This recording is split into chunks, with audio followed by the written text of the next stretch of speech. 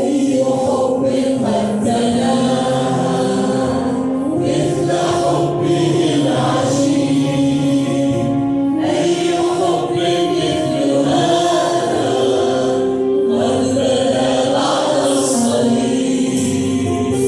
كل حب في الوجود نحوه حب يسوع، كل حب في الكيان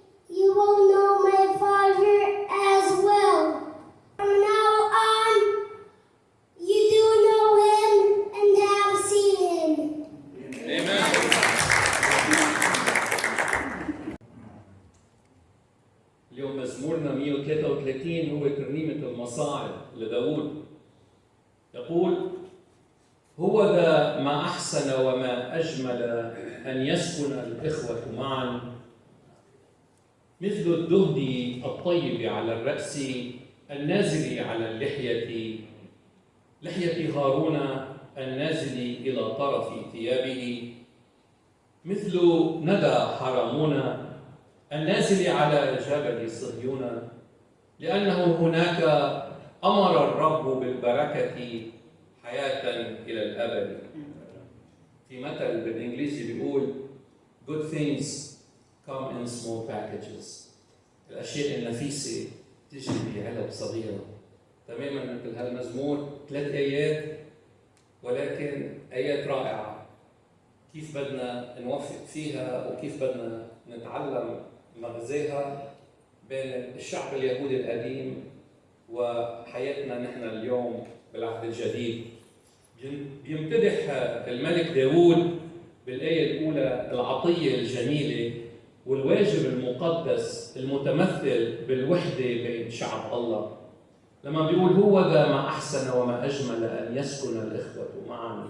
وبعض الترجمات أحبائي بيزيدوا بيقولوا في وئام، باعتباره واحد من المزامير الحج أو ترانيم المصاعد اللي بيسموها، اللي هي محصورة بين المزامير 120 134. بيتم دمج المزمور 133 بشكل ملائم بأعياد الدينية السنوية اللي بتجمع فيها جميع عائلات إسرائيل في أورشليم لعبادة الرب. الكلمة اللي مترجمة أحسن بالأصل من العبراني تعني ممتاز، مختار، ذو صفات مرغوبة، مرضية للحواس. وكلمة أجمل تشير أيضا إلى الحلاوة، وهي صفة توفر المتعة والبهجة.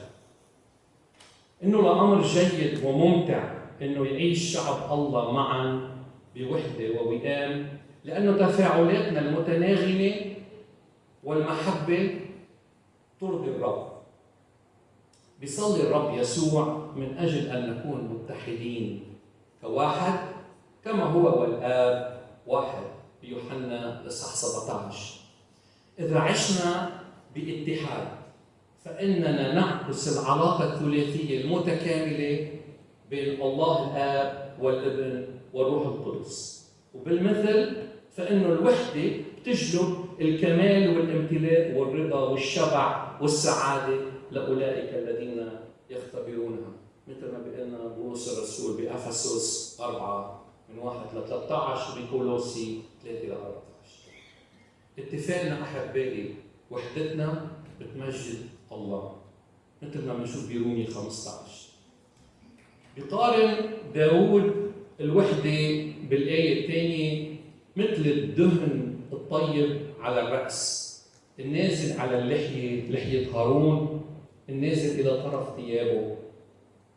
يرتبط هذا الارتباط بتكريس ومسحة هارون ببركة حضور الله يلي بيمكن شعبه من العيش معا في وئام.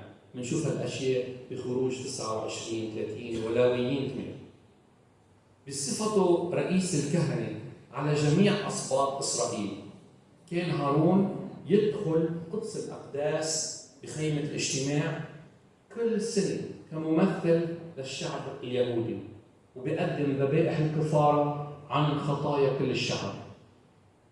وبهالشيء وفرت خدمته الكهنوتية الوحدة الروحية للأمة بأكملها.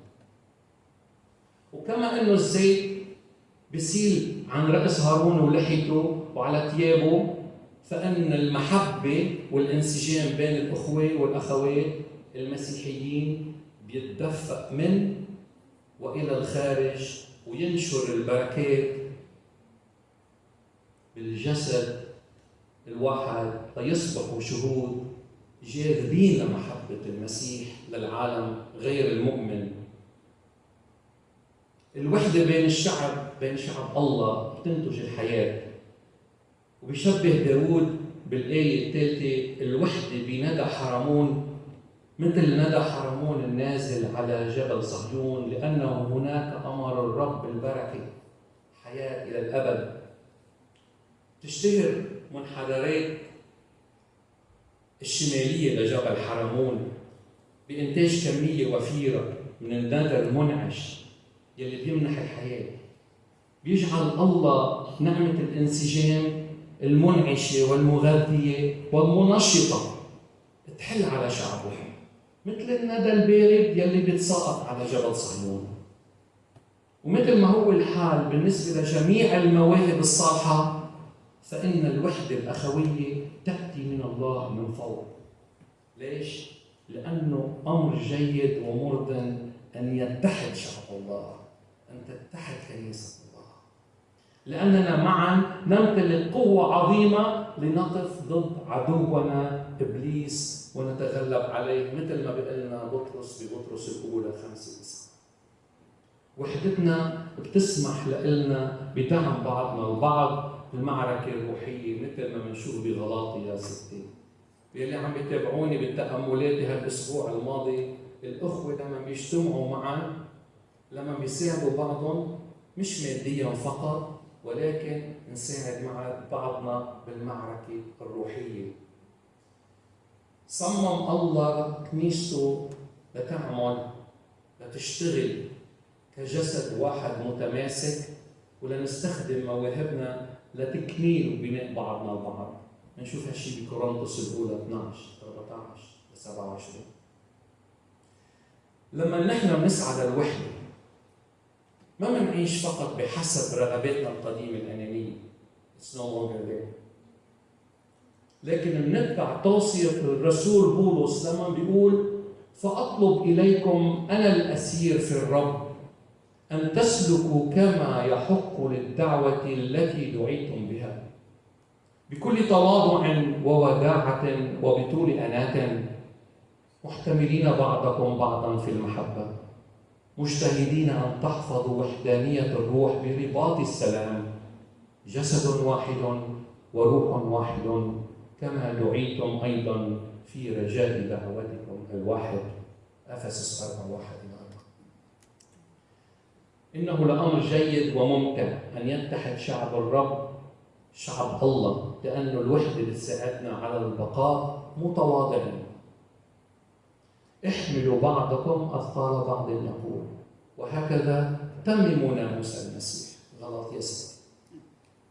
عندما نضحي برغباتنا من أجل منفعة الآخرين أحبائي، فإننا ننمي هذا النوع من الوحدة التي دافع عنها بولس، فقال: تمموا فرحي حتى تفكروا فكرا واحدا، ولكم محبة واحدة بنفس واحدة، مفتكرين شيئا واحدا، لا شيئا بتحزب أو بعجب، بل بتواضع، حاسبين بعضكم البعض أفضل من أنفسهم. من فيليبي 2. الوحدة هي نعمة الله العظيمة ودعوة الله العظيمة لحياتنا. بالنهاية هدف الله، سر مشيئته حسب مسرته التي قصدها في نفسه، هو توحيد جميع الناس تحت سلطانه، لتدبير ملء الأزمنة، ليجمع كل شيء في المسيح. وبتبلور هذا الهدف أيضا بفيليبي 2:9-11، ونختم قائلين: لذلك رفعه الله أيضا وأعطاه اسما فوق كل اسم، لكي تجثو باسم يسوع كل ركبة، ممن في السماء ومن على الأرض ومن تحت الأرض، ويعترف كل لسان أن يسوع المسيح هو رب، لمجد الله الآب. آمين. إذا معكم الكتاب المقدس نفتح على مزمور 100، ورح نقرأ من بعض الأماكن العديدة. مزمور 100: اهتفي للرب يا كل الرب، اعبدوا الرب. إذا حافظين قولوا معي: اعبدوا الرب بفرح، ادخلوا إلى حضرته، اعلموا أن الرب هو الله. تعرف كلمة الرب هو الله باللغة الأصلية، الرب في يهوه وفي إلهيم. إلهيم خالق الكون، يهوه اللي كلمنا مثلا تكوين 1 كله بيقول إلهيم يعني خالق الكون. بلش تكوين 2 صار يبلش يهوي إله شخصي. هون بيقول هذا الإله الشخصي يسوع المسيح ابن الله الحي. بالترجمة إذا بتشوف على الأصل الكلمة الأصلية، اعلموا أن الرب يهوي هو إلهيم، يعني يسوع ابن الله، يسوع ابن الله، يسوع المسيح ابن الله. نعبد الله مش بحزن بيأس، نعبد الله بفرح. اهتفوا يا جميع الأرض، اعبدوا الرب بفرح. وين فرح المؤمنين؟ لو نعبد الرب بفرح كما يقول الكتاب المقدس تنهدم كل أسوار أريحة. الأعمى يبصر، الميت يقوم، الأعرج يمشي. لو نعبد الرب بفرح الأرواح النجسة بتهرب من كل مكان، من كل مكان. بصير ملء من الروح القدس إن عبدنا الرب بفرح كما يقول الكتاب المقدس. Worship the Lord with a joy. فرح الرب في قلوبكم. في عائق بهذه الأيام، عم نعبد الرب بس نص بنص، ما عم نعبد الرب بفرح. الرب بده إياك تعبده من كل فكرة قلبك وقدرتك. immerse يعني تتغطس بالرب في المسيح، تتغطس كل خلية فيه. بدك تفكر بالرب يسوع هو الكل في الكل. ما تسمح لأي أمر بقلبنا وفكرنا يسرق منا حضور يسوع بحياتك. الله ساكن فيك، الروح القدس ساكن فيك. طوبى للمساكين بالروح لأن لهم ملكوت السماوات. يا مساكين، ليش مساكين؟ لماذا مساكين؟ ما عندنا ملجأ ثاني غير يسوع بس. انتظارا انتظرت الرب فمال إلي وسمع صراخي. انتظارا انتظرت الرب، انتظر الرب. إلكن السماء. Heaven for you. الحياة الأبدية for you. مش نطلع حتى نموت الآن. الحياة الأبدية in you. من هو الحياة الأبدية؟ يسوع المسيح هو الحياة الأبدية. اليوم اللي أنت قبلت يسوع قلت له يا رب ادخل إلى قلبي، يا رب ارحمني أنا الخاطئ. هاي اللحظة روح القدس اختلق دخل على قلبك، ولد ولادة ثانية فيك، صارت الحياة الأبدية فيك. أنت فيك الحياة الأبدية. الروح القدس ساكن فيك. الروح القدس مش هو بس قوة عظيمة بنقول قوة like كهرباء، نو. الروح القدس شخص، اقنوم، the third person of the Trinity، الثالث باللاهوت، شخص هو اسمه الروح القدس. ليس جسد، شخص ساكن فيني، ساكن فيك. احترمه، حبه، اخضع له، احتفل فيه، سيلبريت، افرح. الله ساكن فيك.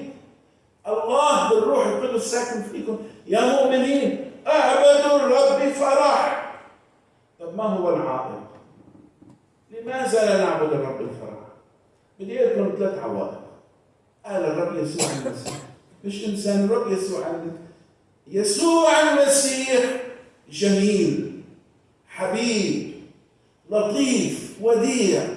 يعني اللي بيسمع صوته الامرأة فيها 7 شياطين، 7 أرواح نجسة، غيرها بلحظة مش بتدريجيا. هاي فكرة التدريجي هاي فكرة عالمية شيطانية انتهروها باسم يسوع. الله لا يغير الإنسان تدريجيا. الله بكل وحدة لعازر هلم خارجا، كل وحدة لعازر هلم خارجا. مين يا جماعة؟ أنت. طلعت ريحته أنت. كان معه كانسر، كان معه ايدز، كان معه سكري، كان معه جميع الأمراض. أنت كلمة واحدة، مش تدريجيا، كلمة واحدة. يسوع ابن الله الحي هو الخالق، كلمته فيها حياة. لعازر هلم خارجا. هذه الكلمة كلمة ليس كلمات من الجنس البشري، كلمات روح القدس، كلمات حياة. كيف الشمس بتشرق ونور الشمس بيدخل بيحمل دفء، هكذا الله له المجد والسجود أرسل يسوع نور العالم، ويسوع بيحمل كل صفات الله لأنه هو الله، وحيثما يكون يسوع هناك صفات الله. يسوع أتى إلى هذا المكان لكي يطلب منا لكي نعبده من كل القلب. بدنا نشوف 3 عوائق تمنع الإنسان المؤمن أنه تعبد الرب.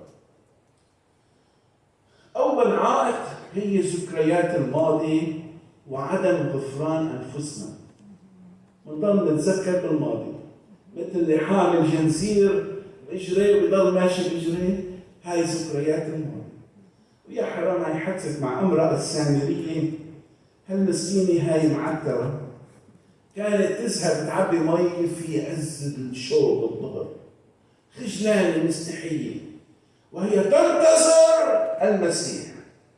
She's waiting upon Christ. I know God will send Christ. هيك عم بتقول. أنا أعلم الله سوف يرسل مخلص.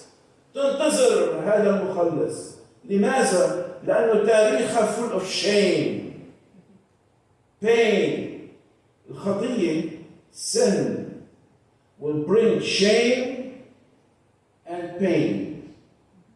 ذل وآلام، والخطية بتجيب ذل للخاطئ ولأهل الخاطئ، بتجيب آلام للخاطئ أكثر شيء وأهل الخاطئ. شوف شاب ترك بيته راح للعالم واعتبر حاله انه بده يكسب كل مغريات وشهوات العالم، بيجيب بين اول شيء لعائلته. بعد فتره هو هذا الشخص بصير فيه بين، يمتلئ بالشين، بالعار، disappointment، بصير رخيص بنفسه. كيف انا عملت هيك؟ هاي الامرأة full of pain. مين حن عليها؟ الحنون. قصة الحب العجيبة قد تجلت في الصليب. بينما الحب يجول، شو كان عم يقول؟ عم يجول من مكان لمكان. حبيب قلبي مرق على السامرة. طيب يا رب ليش على السامرة؟ أنا عم راقب امرأة منكسرة حزينة، بدها تريد أن تعبد، ولكن ذكريات الماضي والذل والعار عائق من العبادة. أرجوكم إذا نستوعب هالفكرة تتغير حياتك، تدخل لفرح عظيم لا ينطق به ومجيد. هذا الشخص العظيم يسوع عم يراقب، عم يعرف في امرأة سامرية عم تمشي بالذل والعار، وقلبه بيحبها، حنون كله محبة. لم يأتي لكي يدين، لم يأتي لكي يعاقب. لم يرسل الله ابنه إلى العالم ليدين العالم، بل ليخلص به العالم. وفتش على الامرأة، قال للتلاميذ روحوا التهوا بالأكل شوي، أنا في شخص هي بدها برايفسي، لأنه هو بيراعي شعور الآخرين، ما بده يحرج قدام الناس، لأنه الإنسان الجسد يدين. أفتظن أنت الذي تدين الذي يفعل هذه وأنت تفعلها، إنك تنجو من دينونة الله العادلة. أن تستهين بغنى لطفه وأمهاله وطول أناته، لا تعلم أن لطف الله إنما يختارك إلى التوبة. من دين جنس البشري بدين. شوف هذا شو عملي، وأكيد هذا أعمى لأنه أهله خطاة. لا يا حبيبي، لا أبوه خاطي ولا أمه ولا هو، بل ليظهر مجد الرب فيه. قال له للتلاميذ روحوا بعده شوي، أنا بدي أعمل counseling one-on-one, God with a broken person. يوحنا 8 اجت امرأة أمسكت في ذات الفعل، كمان فعل الزنا، واقفين قدامها رجال الدين الديانين اللي كل واحد فيه خشبة بعينه هالقد ينظر القذى اللي بعين الامرأة. بقى شاف الرب يسوع المسيح وكل الواقفين، أنا بتصور كل واحد طويل وضخم واقف هيك وعمامة عريضة واقف هيك. هذه أمسكت في ذات الفعل. هي يمكن أقصر منهم شوي ومسكينة يعني بالذل. شو عمل الرب يسوع؟ شو عمل؟ انحنى. حبيب قلبي، شفتي ما احنا انحنى. اللي عم يخوفوكي هدول، تعي حبيبتي أنا لعندي. انحنى. أنا سهل، المجيء إلي سهل جدا. لك أنا مستواكي. بيقولوا إذا بتحكي مع طفل ارجع هيك حتى تصير عم اي اون اي. هيك هو نزل مش بس اي اون اي، حتى يا مكسوره ايتها الذليله المضطربه غير المتعزيه ما تخافي، ها ابني بالاثمه حجارتي وبالياقوت الازرق اسسك. بدي غيرك.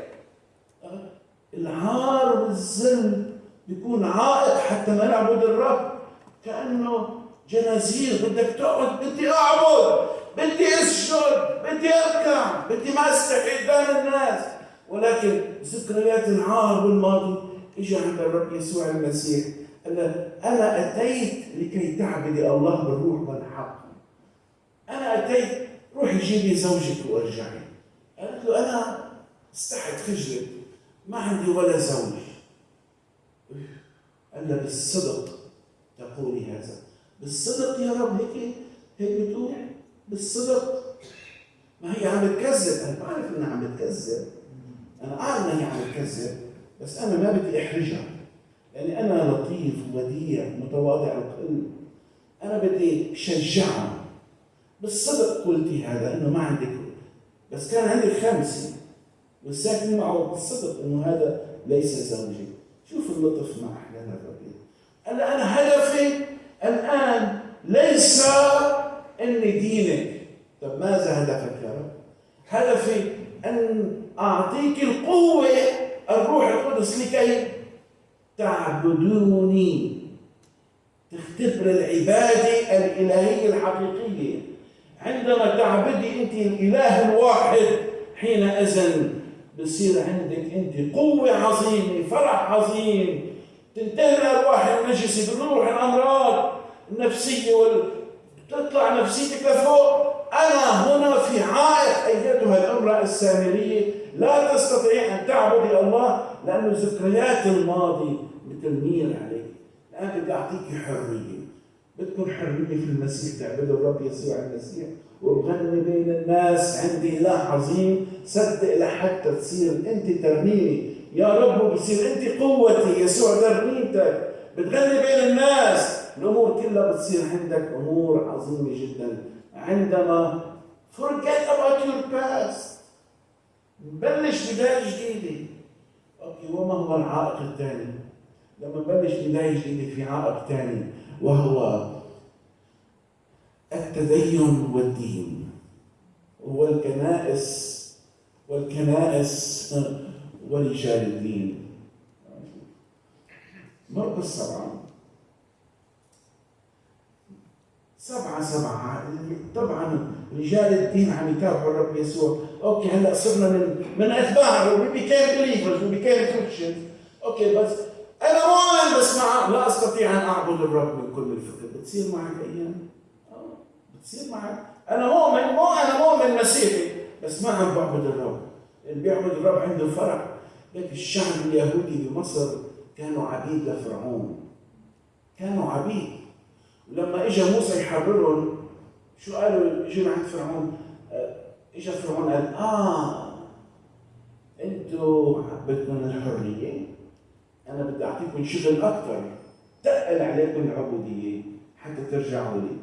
اجوا عند فرعون، نحن عبيدك. يا اخوتي، نحن مش عبيد ابليس ولا عبيد العالم. بولس بيقول لا تقدموا اعداءكم عبيد للاثم، بل قدموا ذواتكم لله كاحياء من الاموات، واعداءكم عبيد للبر.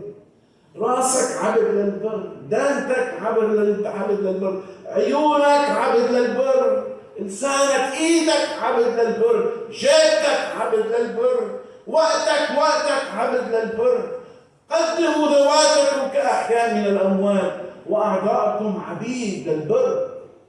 الله يدعونا حتى نكون عبيد للبر. قال لهم في عدد 7 بيقول الرب يسوع: وباطلا يعبدونني وهم يعلمون تعاليم هي وصية الناس. افرح. العبادة ليس بالعطاء، والعبادة ليس بالذهاب إلى الكنيسة، والعبادة ليس بالأعمال الصالحة. العبادة بنعمة الرب يسوع المسيح فقط، ما بنزيد عليه ولا شيء. الله يطلب نضع كل ثقتنا في يسوع المسيح فقط. إذن لا شيء من الدينونة الآن على الذين هم في المسيح يسوع. مش أي ناس، السالكين ليس حسب الجسد بل حسب الروح. حرب بين الجسد والروح. ولكن يقول لا شيء من الدينونة. قول لا شيء من الدينونة الآن عليه. أنت بريء يا أخي، أنت بريء. الله براك. لما بدك تعبد الرب ما بتحتاج تعمل أي أمر ثاني. لا شيء من الدينونة الآن على الذين هم في المسيح يسوع. ليش نعيش بأسرار الماضي، بأتعاب الماضي، وعدم غفران الآخرين، وعدم مسامحة الآخرين؟ الرب عم يقول لك أنت الآن عايش بالمسيح، شو بدك من رضا الآخرين؟ إذا الناس راضاك أو ما راضاك هذا ما بيأثر فيك. إذا حدا أعطاك كومبلمنت أو ما أعطاك كومبلمنت ما بيأثر فيك. أهم شيء الروح القدس هو عم يشهد لأرواحنا. يشهد الروح القدس هذا ابن الله، نحن أولاد الله. الروح القدس يشهد لك. ما بدك شهادة إنسان. شهادة الإنسان بدها تعبك. إن كنت بعد أرضي الناس فلست أرضي الله. أنت مش عبد لإنسان، أنت عبد لله. إذا الآن بدك تعيش بحرية في المسيح. تقول أنا بعبد الرب، بيني وبين الرب الله فرحان إني شو بصير كمان معك الرب. برفعك. كلما ترضي الله كلما الرب يسوع برفعك. ما تهتم بالإنسان. أنت عمل واجبك. أخطأت لشخص ما تنام الليل. أنت أخطأت لشخص ما تنام الليل إلا ما تحكي مع هذا الشخص وتطلب الغفران. أخطأت للروح القدس بكلمة الروح القدس. إذا أنت بتعمل خطية تجرح قلب الله، الروح القدس بكلمك.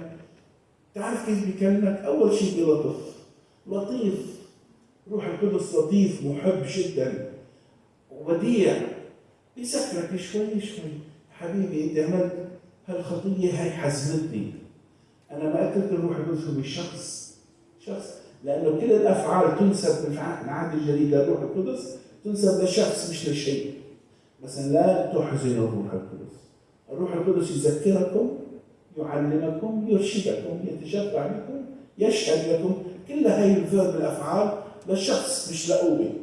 الروح القدس حبيبك، شخص ساكن فيه، بيذكرك، بيقول لك أنت عملت هيك وهيك، توب حتى تظل علاقتك مع الله علاقة سليمة.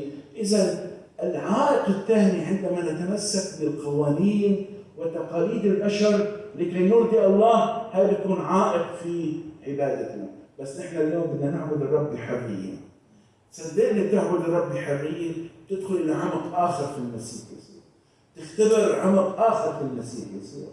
لما تعبد الرب بحرية كل الأبستكلز والعثرات أمامك بتزول. من أنت أيها الجبل العظيم أمام عبد زربابل تصير سهلا لما تعبد الرب بحرية. دخل زربابل حتى يبني اورشليم، شاف امر كبير جدا، ولكن بقوه الرب يسوع راحت الجبال وانبنت اورشليم. يشوع حول اريحه ما عمل شيء الا بس ترميم وهتاف بالعباده. جدعون كان عبد للمديانيين، واجا الرب يسوع، الرب الاله قال له يا جدعون سلام لك يا جبار البأس. قال له من وين انا سلام؟ نحن عبيد. قال له ما تخاف، اليوم بدي أحرركم تحرير عظيم جدا. 300 شخص حاربوا 120,000. 300 ضد 120,000. قال له اليوم، قال له شو لازم ناخذ معنا أسلحة؟ قال له بتعرف شو تاخذ معك؟ قال له شو اخذ معي؟ قال له خذ معك بس العبادة، اعبدني بس. طب ماذا يحدث يا رب؟ انت شو بدك؟ انت اعبد لي ورنم لي وشوف شو بعمل. انا الشغل كله علي. قال له خذ معك بس بوق للعبادة وسراج فقط. والرب عمل نصرة عظيمة جدا، لأنه دخل بس يعبد الرب. افرح، رنم، اعبد الرب، اعبد الرب. ولكن ذكريات الماضي كل الرب يسوع محايا على الصليب. التقاليد الكنسية والدينية والتدين ما ترضي إنسان، لا ترضي إنسان، ارضي الله، ارضي الله. وأخيرا أحبائي، العبادة. طبعا نسينا الماضي تبعنا، خلص تغيرنا من الماضي، راح الماضي. شو رأيكم؟ الاثنين دخلوا على الهيكل، واحد يقول له اللهم أشكرك إني لست مثل باقي الناس خطاة والزانيين، وعشر مرتين بالأسبوع وأصوم قال له هذا صلاته ما طلعت فوق السقف، صلاته بالضلمة. اللهم أنا مين بده أنا؟ دخل العشار، قرأ على صدره، قال لم يشاء أن يرفع عينيك إلى السماء. خجلان. الرب يحب الإنسان المسكين. قال هالأربع كلمات، اللهم ارحمني أنا الخاطئ، وتحركت السماء. 4 كلمات عمل إيرثكويك بالسماء. 4 كلمات، بس 4 كلمات السماء كلها تحركت. الملائكة هتفت، القديسين فرحوا، الرب يسوع فرح بخاطر واحد. بس قال المسكين 4 هو ما عارف شو عم بيصير. 4 كلمات، اللهم ارحمني أنا الخاطئ. والسماء كلها شو عم بيصير بالسماء؟ ما هذه الاحتفالات العظيمة؟ في عشار بسيط متواضع طلب الخلاص. ننهي بآخر كلمة أحبائي، آخر عائق هو إنه نحن أجسادنا مش للرب. هاي الآية حافظينها كلياتنا. أطلب إليكم أيها الأخوة برأفة الله أن تقدموا أجسادكم ذبيحة حية مرضية مقدسة، عبادتكم العقلية. بالإنجليزي بتقول which، يعني التي هي. which التي هي إنه لما نحن نقدم أجسادنا ذبيحة حية مرضية مقدسة، هذه هي العبادة العقلية. أو تغيروا عن شكلكم بتجديد أذهانكم لتختبروا ما هي مشيئة الله. إذا عم يدعونا الرب نقدم أجسادنا ذبيحة حية مرضية مقدسة. هذه العبادة. لأنه ليش؟ لأنه الله غيور. الله غيور. أنت مالك لنفسك فيما بعد. لما طلبت الرب يسوع أنت مالك لنفسك. أنت أصبحت في حد اشتراك. أنت مباع هلا تحت الخطية من أبونا آدم، بس في شخص عظيم حد اشتراك اسمه يسوع ابن الله. بتقول شو ثمني؟ دم الله على الصليب، كنيسة الله التي اقتناها بدمه. ثمنك دم الله. لما يكون ثمنك أنت، إذا أنت لسنا لأنفسنا فيما بعد. مجدوا الله في أجسادكم وفي أرواحكم التي هي له. ولما عرفوه كإله لم يمجدوا أو يشكروا، بل حمقوا في قلوبهم. لما عرفوه كإله مجدوا، يعني اعبدوا، مجدوا الله في أفكار أجسادكم وأرواحكم. وبيقول قدموا. كلمة أطلب يعني كأنه أتوسل. بس مرة ثانية أطلب موجودة بكورنثوس الثانية إصحاح 5 لما تقول كسفراء على المسيح نطلب الله يعز بنا. نطلب عن الله، نطلب. تعالوا كلمة نطلب يعني نتوسل. implore بالإنجليزي implore. نتوسل، نترجاك. هون هنقول اطلب، هنقول اترجاكم. بولس الرسول اطلب اليكم ايها الاخوه ان تقدموا اجسادكم ذبيحه حيه. بتحبوا نقدم اليوم اجسادنا ذبيحه حيه مرضيه مقدسه؟ تعالوا نحن روزنا ندخل على عمق اخر، ندخل على عمق اخر. اللي بيحب يوقف يوقف، واللي بيحب يضل قاعد بدك توقف. يا رب بدي ادخل على عمق، بدي اختبر العباده العظيمه اللي نزلت اسوار اريحا، بدي اختبر العباده اللي حررت الامراه المجدليه من 7 شياطين، بدي اختبر العباده اللي اقامت معاذا من الاموات بعدما انتن جسده.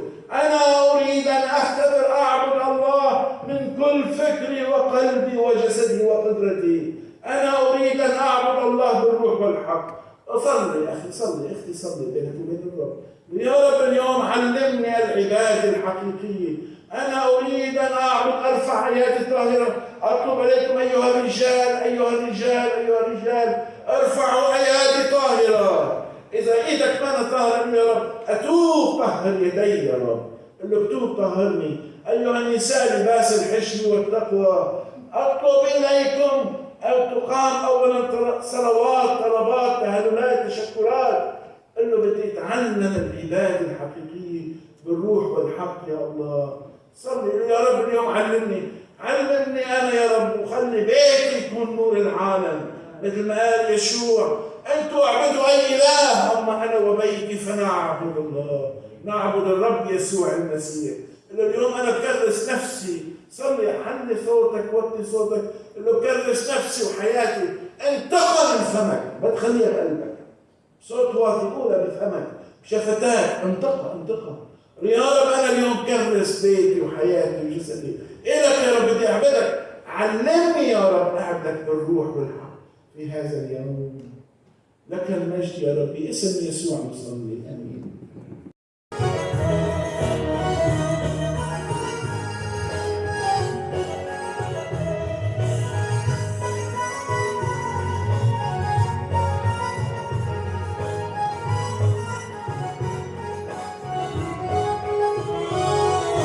Amen.